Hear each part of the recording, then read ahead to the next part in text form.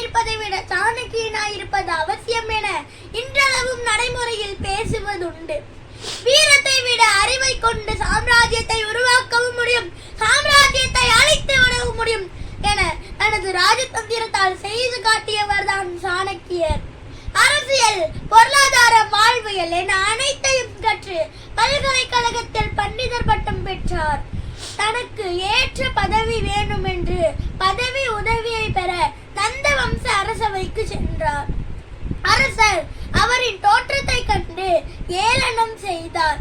கோபமடைந்த சாணக்கியர் அரண்மனையை விட்டு வெளியேறுவதற்கு முன் நந்த வம்சத்தை வீழ்ப்பேன் என சபதமிட்டார். இருந்த கிராமத்தில் ஒரு குருகுலத்தை ஆரம்பித்தார்.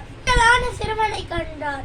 அந்த சிறுவனின் அறிவையும் வீரத்தையும் கண்டு ஆச்சரியமடைந்தார்.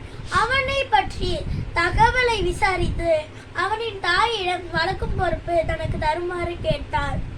அவன் தான் சந்திரகுப்தன். சந்திரகுப்தன் இளைஞனான பிறகு சந்திரகுப்தன் சாணக்கியர், வீரர்கள், மக்கள் படை என அனைவரும் நந்த வம்சத்துக்கு எதிராக போர் செய்தார். போரில் வெற்றி பெற்றார். வெல்லும் ஒரு சொல் கொல்லும், இந்த சாணக்கியரின் சொல் எப்பொழுதும் வெல்லும் என்று என் உரையை நிறைவு செய்கின்றேன். நன்றி.